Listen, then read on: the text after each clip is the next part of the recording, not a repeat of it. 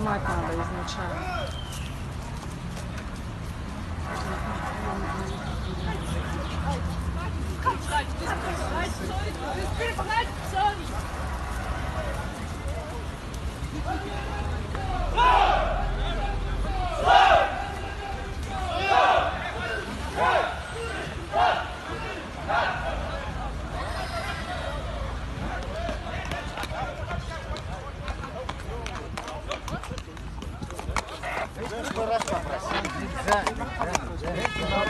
Можно поинтересоваться, почему вы провоцируете?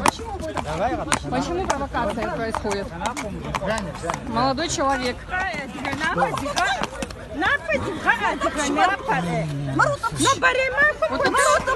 Отойдите, сейчас задавит они вас. Иди отсюда. А?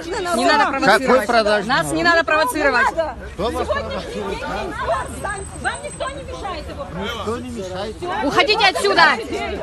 Кроме лошадей.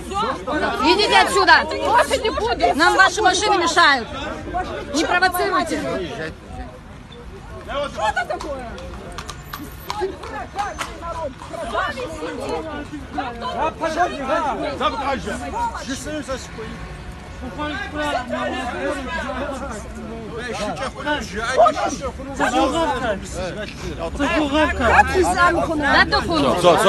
Да,